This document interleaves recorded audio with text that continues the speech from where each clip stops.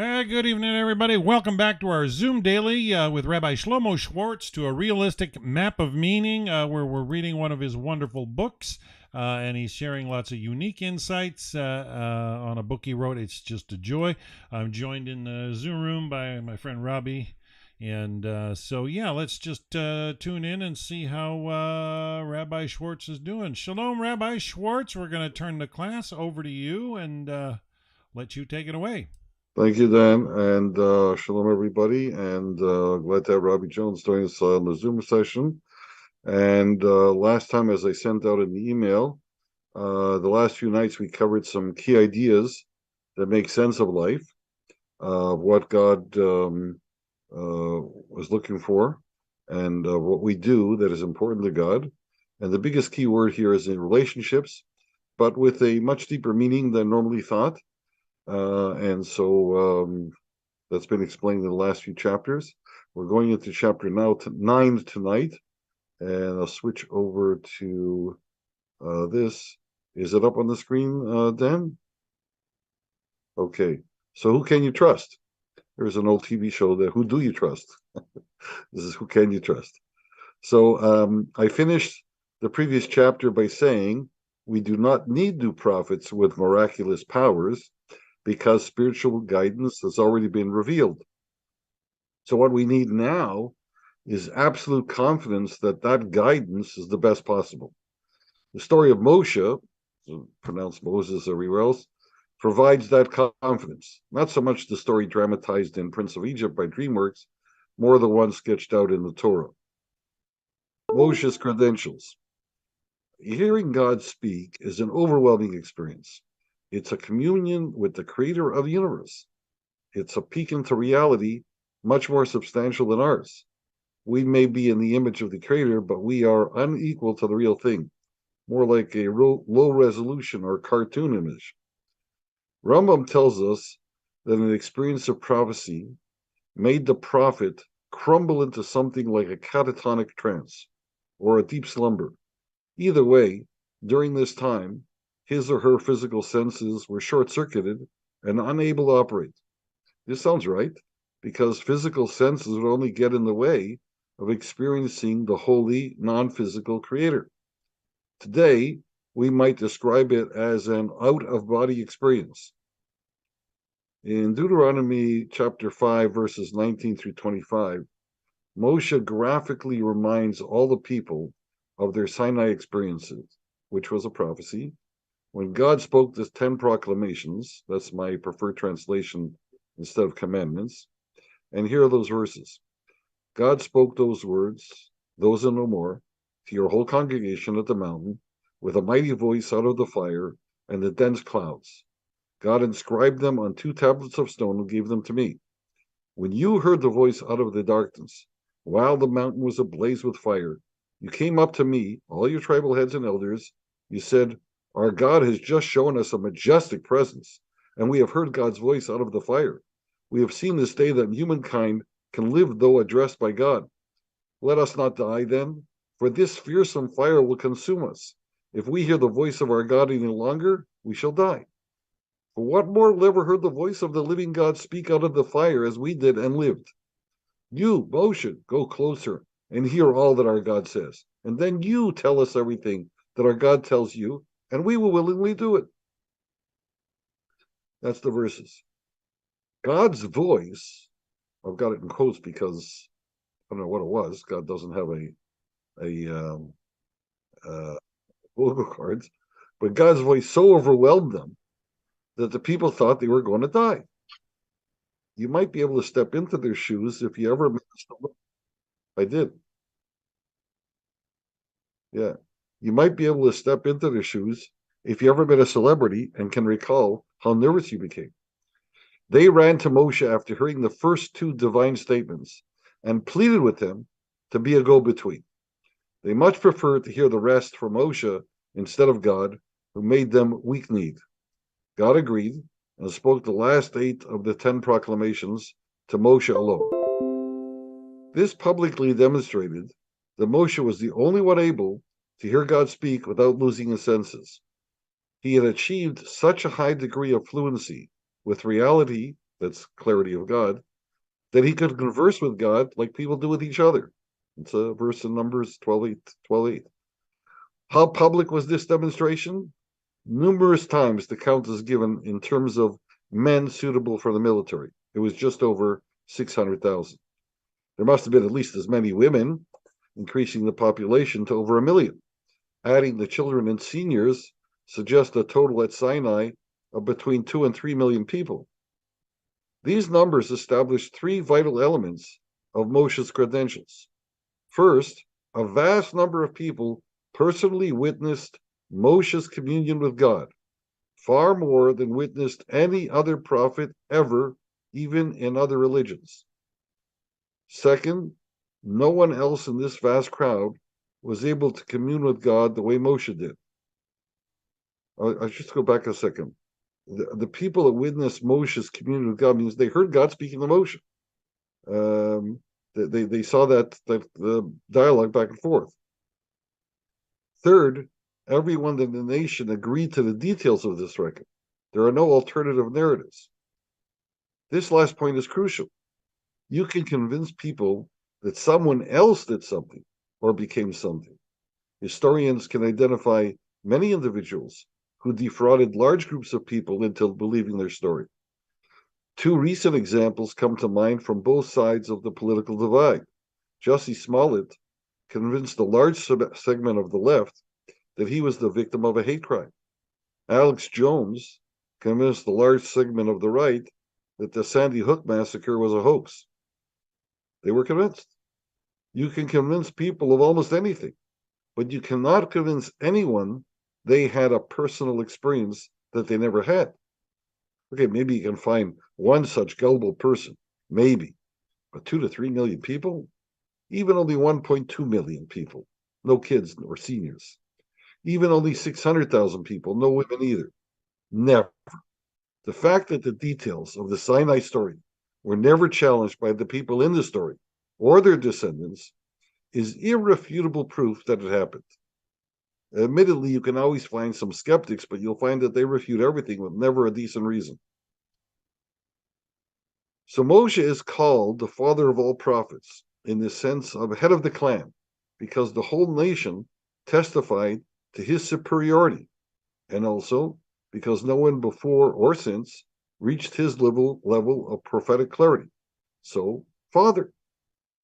It could have been different, and in most instances it is. For example, Galileo is considered the father of physics until Sir Isaac Newton displaced him. Newton, in turn, was displaced by Albert Einstein. Great men come and go, and it's difficult for us lesser minds to rate such luminaries, especially not knowing their circumstances. In this case, God certified Moshe with the Sinai event for the very purpose of placing him at the top, never to be toppled or replaced. Another reason Moshe is called the father of all prophets is that he fathered the certification process for future prophets. In the absence of another Sinai event, we need a way to certify future prophets. We were taught to rely on either of two certifications. Either a previously known prophet vouches for a new prophet. For whatever reason you trust the first, you should trust whom he vouches for. Or the new applicant passes the tests of prophecy. Test of prophet. The first test for prophecy is our own experience with the person. Do we know them as sufficiently wise, refined, and pious to qualify for hearing God speak? God does not select unimpressive people for divine communication because that would be counterproductive. That would teach us to expect gifts out of the blue rather than creatively earn God's help. Therefore, claimants to prophecy who have no reputation of having prepared themselves for wisdom and leadership, we reject out of hand. Those whom we know have prepared themselves and now claim to have prophetic communication are asked to prove it by predicting the future. It could be an unimportant prediction, such as that it will rain, but it has to be a precise prediction, such as 1 inch of rain will fall tomorrow, exactly between 2 and 3 in the afternoon. and it has to come true exactly as predicted. No discrepancies are allowed, because that would prove it was not a revelation from God, just an astute guess. So if more or less than 1 inch of rain falls, or it falls not at the exact time predicted, the person is considered a false prophet and deserving of a death penalty for trifling with divine matters. Quite a strong deterrent. I said deserving, not receiving, because the actual penalty of death was usually mitigated by technicalities like we do today. If the prediction comes, and by the way, that's true of most of the punishments cited in the Torah, surely put up to death, etc. It doesn't mention the technicalities. There was myriad technicalities that usually came to the fore, and Talmud famously says that any court that would have executed somebody once in 70 years would have already been known as a bloodthirsty court. So it sounds very bad, but the Torah is trying to impress upon us the severity of certain activities. If the prediction comes true, a brain, back to the guy that's taking the test, the person is validated as a prophet of God, but only because he passed the test that Moshe established. We still recognize that he may have tricked us somehow. It is only due to our confidence in Moshe's Sinai-proven authority that we accept passing the test as proof of a true prophet. Thus, if any prophet, even a proven one, ever contradicts Moshe's description of God's Torah, we would immediately reverse ourselves and treat that prophet as false by the following logic. Moshe prophesied God would never change the Torah. This supposed prophet is saying God is changing the Torah. If we accept this prophet, that means that Moshe was wrong on that score. If Moshe was ever wrong, then Moshe may just as well have been wrong about the test. Without confidence in Moshe's test, we have no reason to accept anything this self-declared prophet says. Checkmate. This internal self-check makes it a foolproof test, with Moshe always being the final authority. Unless, of course, the supposed prophet performed miracles at least as great and as widely witnessed as Moshe's. That would work logically, but God told Moshe it will never happen, and it never has. So when to test ourselves? The truth is that false prophets may honestly believe in themselves, that they now perceive reality better than the rest of us, better than even Moshe did. Many great men have failed this way. Since they are honestly convinced, how can we fault them? The question is more relevant than just for prophets. Every one of us is subject to such self-delusion. How can we protect ourselves against mistaken convictions? Eventually, our convictions turn out to have been false, but by then, it's too late to undo all the needless harm we have caused. The answer is the same for other fields where it can easily happen that someone challenges the prevailing wisdom with a novel idea, but without proof. For example, a new virus appears, and all the doctors advise one remedy, but one doctor insists on a different approach. The rebel doctor is not superior to his colleagues, but argues his position with the greatest passion. We can only choose one remedy, and naturally we want the best possible outcome. Do you have proof, or at least the credentials, to outweigh your colleagues? We ask. If not, we continue, you must be humble enough to realize that you might be missing something.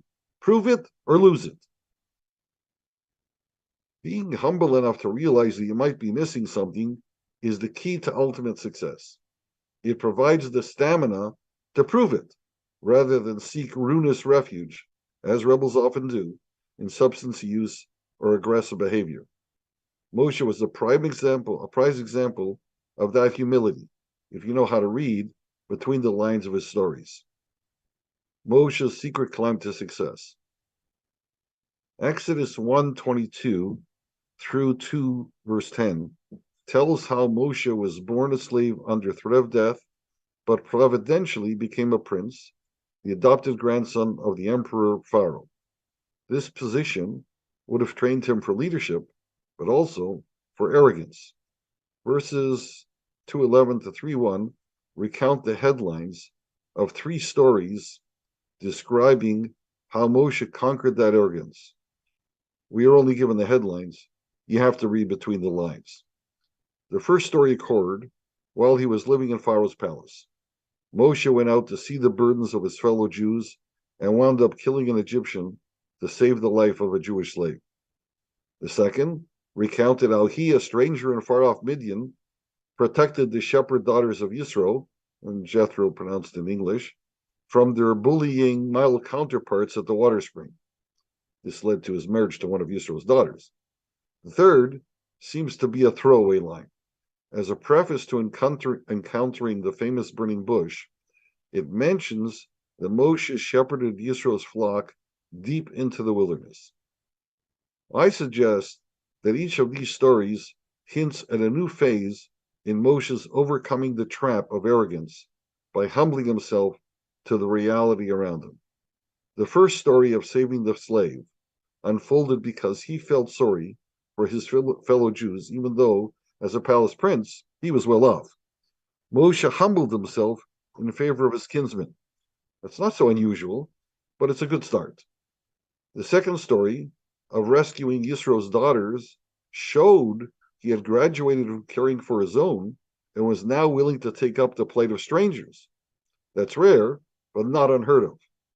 This third story informs us that Moshe did not want to pasture the sheep on land that might belong to someone else, so he took the flock deep into the wilderness, end quote. This phrase informs us that his concern had broadened past family, past strangers, to include unseen landowners who might not care. They might not even exist. Call this a standout performance of humility. Nevertheless, to get to climb Sinai, even more humility was required.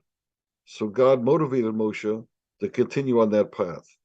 First impressions are important, and the very first thing God said to Moshe at the burning bush was, remove your shoes. I've asked many people, what kind of person has no shoe? And the usual answer is a poor person. Once we decipher the imagery, it is clear that God's first message to Moshe was, impoverish yourself. Continue perfecting your humility. Near the end of Moshe's life, God attests to how well Moshe took this first message to heart by conferring upon him a unique title, the humblest of all men, Numbers 12:3. That's God testifying about Moshe. To become a prophet, Moshe had to learn humility. He did and ended up as the humblest of all men ever. That progress naturally led to the top of Sinai because Moshe's humility allowed God to enter his awareness and dictate the prophetic message without fear that Moshe would personalize or mistranslate it in any way. Moshe's humility made him the honest broker between God and us. Moshe understood the reality of God through his ability to self-negate. The importance of self-negation recalls my earlier description of the nothingness from which the universe emerged. It is as if the Creator took a piece of nothing, zero, divided it into two, zero is plus one minus one, and called one half positive and the other half negative. This would inform each half with an energy, either positive or negative. Energy would then become matter, as in the equation E equals mc squared, and the universe takes on form, or seems to. It's all really nothing. Moshe realized that relative to God, everything else is nothing. In my terminology, God is selfish because the only real self is God. Moshe's unique level. The Torah ends by telling us that no human will ever understand God as clearly as Moshe did. That's Deuteronomy 34:10. His understanding was the clearest possible for a human being. All other prophets operated on a lower level. For example, they had to prepare themselves for revelation and then wait to see if it was granted. Not so Moshe, who could commune with God whenever he wanted. No one could surpass or equal Moshe because it was a special gift granted by God once he qualified through his own humility. It would never be in God's best interest to allow another prophet to gain the same intense clarity as granted to Moshe for two reasons. First, the whole point of creating humanity was to coax individuals to create on their own, each in a unique way and at a unique level of competence. Someone had to occupy the high point of competence, and that was Moshe. Second, Moshe was only granted the high point for the sake of providing an incontestable source of clarity. If God would grant another prophet the same clarity as Moshe, a contest would develop between the two, and incontestable authority would be lost, unless the second one repeated Moshe's clarity exactly, in which case nothing would be gained anyway. The second person would be superfluous. What about Jesus and Muhammad? God's plan was to provide Moshe to the Jewish people who would then spread the message by example. It would then be the free choice of others to follow. Hardly anyone did, as was their option, so God introduced intervening steps. My favorite ancient sage, Rambam, observed that Jesus and Muhammad surpassed Moshe's numbers by converting most of the world away from paganism to monotheism. What an accomplishment. But humans still were not ready for the full Torah message, as our current problems attest. To overcome the unreadiness of their audience, both Jesus and Muhammad obfuscated parts of Moshe's teachings. This is not unusual. To clean house, you often have to throw out the good with the bad. I'm writing to bring back the good. Before abolishing prophecy, God made sure humanity had been guided by several prophet types, including the best. Each tried to connect us to the reality of our Creator. The very clearest connection to God was typed by Moshe, the humblest of all men. Jewish literature never calls Moshe our Savior, even though he freed the slaves, nor our lawgiver, even though he delivered the 10 proclamations, nor our prophet, even though he foretold our destiny, but always our teacher, because like every iconic teacher, Moshe inspired us to be like him. Lose self, get clarity. Can we imitate Moshe? Moshe's story inspires us. We probably won't match his humility, but we can follow the same path. Here's an intriguing thought. Maybe Moshe was told to remove his shoes so that we could step into them. Maybe the Torah's message of impoverish yourself was spoken to us. I raise this idea because Moshe, our teacher, was the quintessential model for his students, us. And self-negation does also happen to us. It always happens, to some degree, over time. God designed us that way. Babies are born ignorant. All they know is the hunger that pains them and the strangeness that frightens them. Through no fault of their own, they are self-centered from day one. As a baby grows from infancy to full size, the range of experience grows, but always with a self-centered word. This is my bed. This is my house. This is my street. This is my school. Everything in terms of me, because that is the original frame of reference against which everything is measured, must be measured, for lack of an alternative. Thus, our early years build up a habit of self-importance, selfishness. Habits are hard to kick, but can be slowly revised. Slowly, we discover other me's, people who, like us, favor their own self-importance. We start to negotiate with them, the other me's, for what me needs or wants.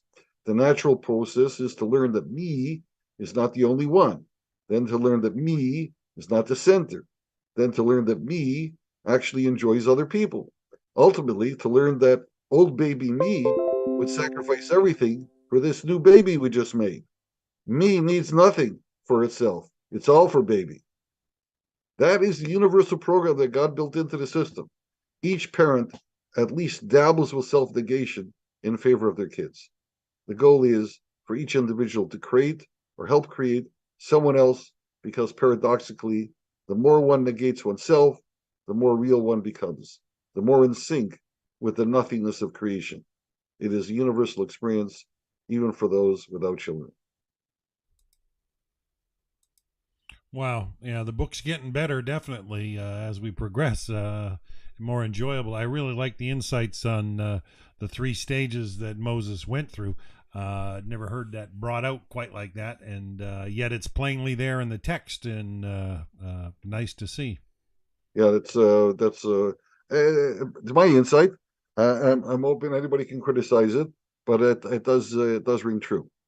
Um, and that's what it leads me to this analysis and this realization that that's how everybody starts with me as me, and everybody eventually learns there's a lot of other me's. And you know what? It's nice to have them around. Yeah, and some of us have a harder time shedding it than others, right? Yes, yes, yes.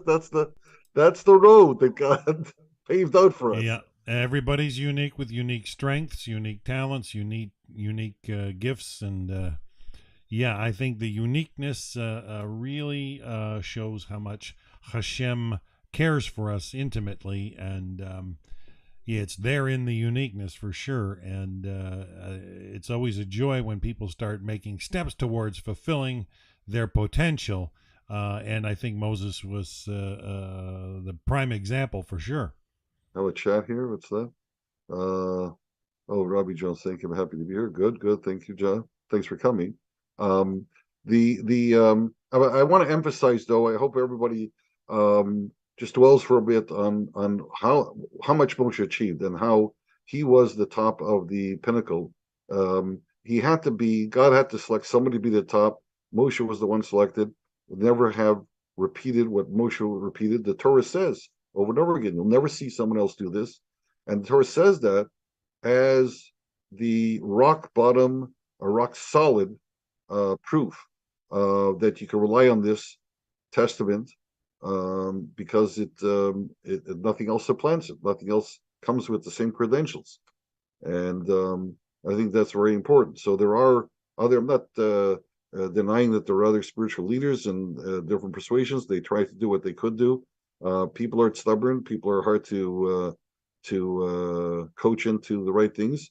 As Rambam felt that Jesus and Muhammad were heaven sent to lead a whole bunch of new people away from barbarity and paganism. But that's They happened. took it too far, went off on their own path. Well, it's not the perfect. It's not as perfect. The world has certainly improved from those movements Rabbi, because we have no idea how barbaric it was before. Yeah. I have an older sister, Hmm. 3 years older than I, and I grew up in Christianity, Yep. I saw in some way that something wasn't right, and prayed for several years to show me the truth, and I met an archaeologist by the name of Vendel Jones, and Oh yeah. he got me on my way, and Right. we took it a little bit at a time because at that time in '85 and '86, the Noahide laws had not really surfaced yet, Hmm. and we learned a little at a time. And as I learned, I came home to my mom and dad and my sister and said, "Listen, the first thing that I learned was, well, I had always known that a covenant was forever, but then in Hebrews, the book of Hebrews in the NT, it was saying it waxed old and ready to pass away." And I said, well, that can never be because Hmm. that goes directly against what Hashem said. Right. And I would tell that to my family. And then as I learned more, Isaiah 7:14, they mistranslated the word virgin, which was maiden or young Right. girl. I Yeah. tell them about that, and they still refuse to see. And then I find out later on that Deuteronomy 13:1 through 11, is clearly, if you come to the people and say a different way to get to Hashem than what I told Abraham, Isaac, and Jacob, then if he's teaching that, then he's a false prophet and he should be killed. And I said, and that's exactly what they did to your Jesus. And they still refuse to believe me. And it just, well, like, sometimes it infuriates me. I don't know what to do. Any suggestions? They're probably just afraid, Rob. It's a big thing for them to give up what they think is everlasting life. Is the way their mind talks them into thinking, they've got the golden ticket out of the Willy Wonka bar, and they don't want to part with it, right? Right. And they get so afraid of the eternal damnation notion just for the severance of the idea. But yeah, they need to see some way, shape, or form in their own mind the idolatrous side of such, how such is actually another god on top. Like the biggest clue for me was how they remove the all out of the Almighty to give it to another. And when you start looking at all their doctrines, where they restrict, and when you mentioned about the book of Hebrews, I mean, you really need to understand the basic difference between a covenant and a contract. A contract is usually written up for the advantage of whoever's writing the contract, right? Right. And the legalese is written in there for their benefit, whereas a covenant, both parties have an agreement to care for the other, and a covenant goes that extra mile to care for the person they're in agreement with. It's not a contract where you breach it as if there's a precluding potential chance of breaching. And contracts are written so that they can't be lawfully breached without recompense, whereas covenants are investments into the other party. And for Israel to be a covenant nation with Hashem, Hashem is invested in them as a nation and looking out for their concern. And All right, so you have to start explaining why Hashem is invested in this nation and not other nations and so on. And so my approach is to emphasize the common sense. Does it make sense what you're saying, and not get bogged down in what did the verse say and what does it mean, and translate it this way and translate it that way. And if you want to believe there was a virgin birth, fine. But does that make sense? And why was it that way? What is it teaching me?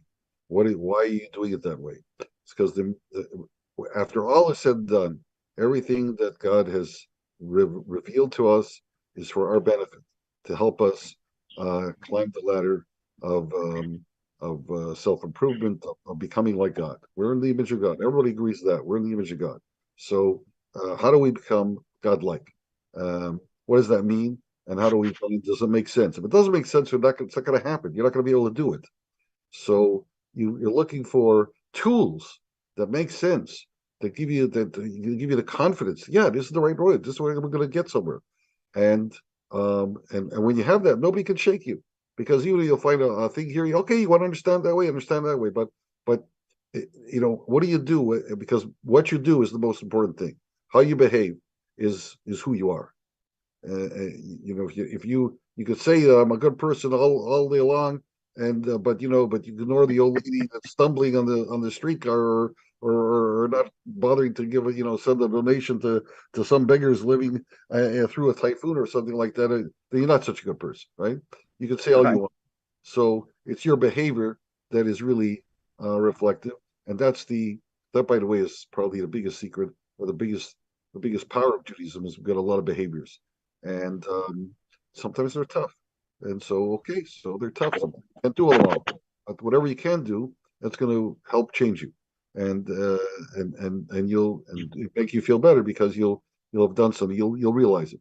So common sense, what works for common sense, and it just becomes intuitively correct. It just resonates with you, and that's what I'm looking for.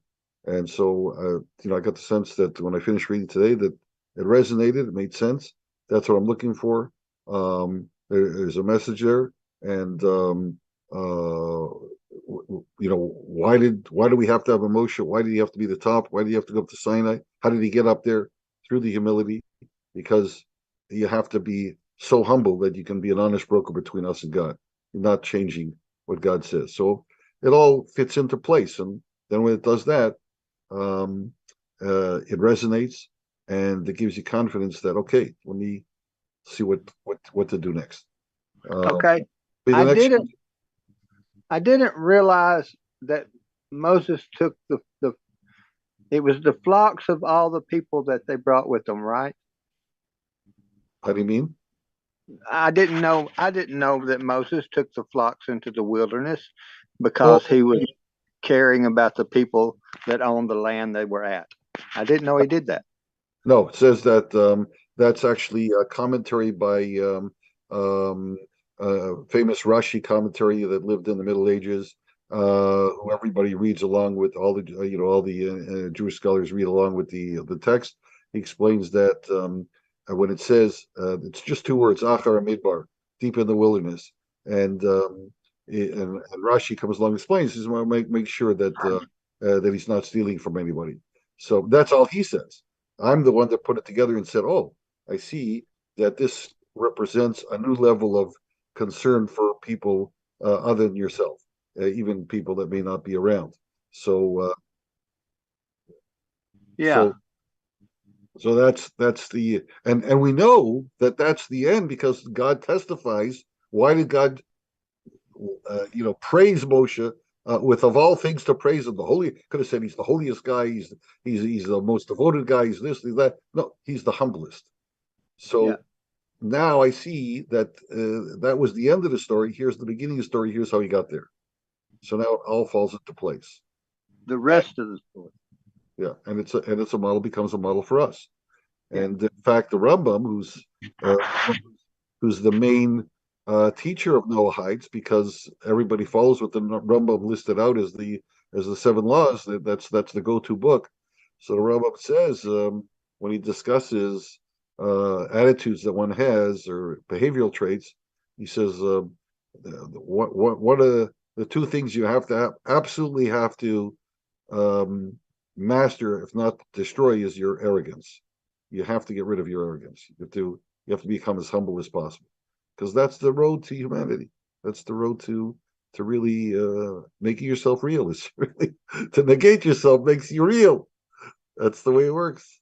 It's the triumph of opposites, which is how the world which is how God created the world, by negatives. Take zero and divide it into plus one and minus one, and they form something. That's exactly what's going on.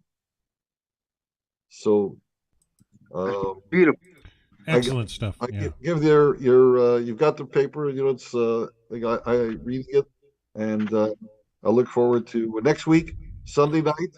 We'll continue with chapter 10, which All right. Robbie, if you want to email Rabbi Schwartz so he can start sending you the he has. uh He has. He's I got. think I got him. Yeah, oh, great. Glad to hear. he's Glad to hear. So good to have you here with us tonight, and nice to see you too, Ronald, as well. I know it's tomorrow morning for you. right. All right, so we signing out, Rabbi? Yeah. Thank you very much. All Thank you, right, Rabbi. folks. So Yeah, thank you. That's been our Zoom Daily with Rabbi Shlomo Schwartz, to a realistic map of meaning. Book's starting to come around to some really good stuff. I'm enjoying it more and more. So we'll be back Sunday night. Shabbat Shalom to everybody. Bye for now.